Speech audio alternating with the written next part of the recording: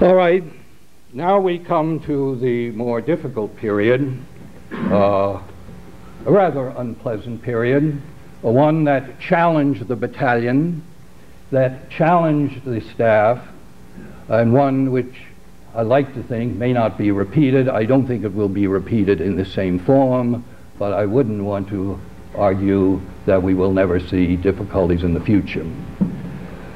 I think we can reduce a very complex situation to simple terms. There was a strong undergraduate opposition to the NROTC that had never surfaced before, or if surfaced had been minuscule. And there was an even stronger faculty opposition to the program by a faculty that up to that time had shown no particular interest and probably colossal ignorance about the whole program. And if you ask why was this so, it's perfectly obvious. The fighting in Vietnam by 1967 and 68 had become very unpopular. It had become unpopular with the faculty who felt that the government program policy there was wrong. And so far as the undergraduates are concerned, there were many who shared those feelings and shared them sincerely. Is also not without importance that the class of 1968 was the last class that could have deferment from the draft to go to graduate school or law school. So beginning slowly in 67 and gathering momentum in the next years, you find on this campus growing criticism of the program. The first step, well, let's take the undergraduates first. I've mentioned why some of the undergraduates might be opposed. There were, as in all institutions, a very radical group of undergraduates who were not only against the NROTC, but who were against almost all of the traditions and institutions in the colleges. This was a fairly small group, but a very vocal one, and one which had a great flair for publicity, for creating situations, and to some extent frightening those who were sitting on the fence either into silence or supporting their point of view. So far as I can tell, and I did watch it closely, there was never a referendum on this campus which would have showed that a majority, even a slim majority, of undergraduates were opposed to the program. The votes were often confused. Yeah, keep the NROTC, but make it extracurricular, whatever that means. Yes, keep the NROTC, but push them aside somewhere. I think 35% was the largest figure I've seen in any referendum which said, in effect, these are undergraduates voting, as you will vote for PN, as you will vote for a larger student fee. 35% saying, get rid of the program, get rid of it immediately. Now, the faculty was a horse of a different color, to take an appropriate metaphor. The faculty had the power to do things.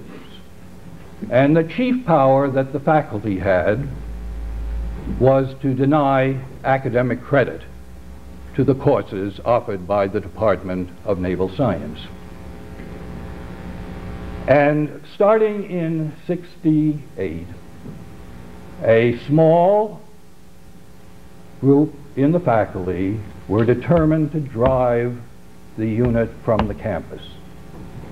And to do so, they felt their best weapon was the credit issue. Now, there are other matters here which I'm not going to talk about and complicate. I think it's fair to say, and you can ask yourself now, if you did not get credit for the courses offered by the Department of Naval Science, would you be willing to stay in the program? Would you take an overload? We'll come back to that. So this was a very dangerous situation. But there were other dangers. There was a group of hardline, and that's not a pejorative term, of hardline senators and representatives, and some scattered through the Department of Defense, who felt very strongly that if any institution refused to give academic credit to courses taught by any of the ROTC programs, those units would be shut down pronto. So for those of us who felt we knew something about the program, who felt that it served a useful purpose for the nation, for the university, and for the individual midshipmen who voluntarily chose to engage in the program, for those of us who felt it should remain, we were really between two very difficult positions. The faculty on the one side who wanted to take action and fear that if the faculty did take action, there would be reaction in Washington.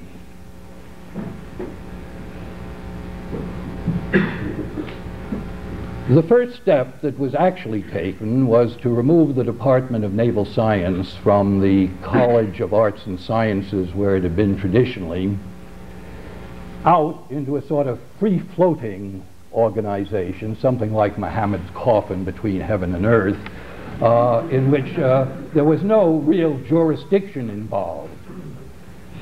And to cope with that situation, to be sure that the coffin didn't float out into Lake Michigan, the University Senate set up a committee on the Department of Naval Science with representatives from each of the schools in which midshipmen were enrolled to act as a supervisory body, or in effect to act toward the department as a dean of a school would act if the department was still in that particular school. I'll come back to the Committee on the Department of Naval Science shortly. I want to go next to the next step of the credit issue. This was a very ticklish matter. First let me say that traditionally there had been some courses in the Department of Naval Science which I'm not sure in my own mind I would have justified as worthy of academic credit.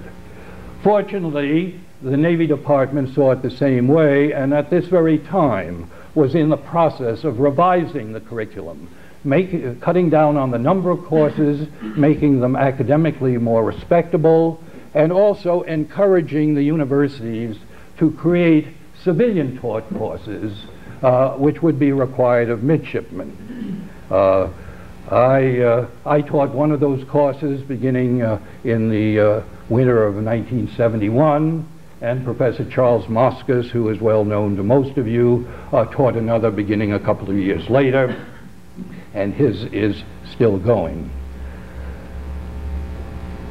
The matter of credit then was studied by the faculty. A committee was established to determine its worthiness. And in February of 1971, in the University Senate, this committee reported that it believed that certain number of courses were worthy of credit and sent it to the individual school faculties for their approval. The real battle was in the College of Arts and Sciences, where the faculty was most vocal in its opposition, and I must say, at the time, and in retrospect, it was a close call. But I guess someone was looking out for the unit up above or below or sideways, because in April of 1971, by a voice vote, and I want to come back to that, the college did approve 4 courses as being worthy of credit. Now, one more thing on the attitude of the faculty, because it may be the same thing today.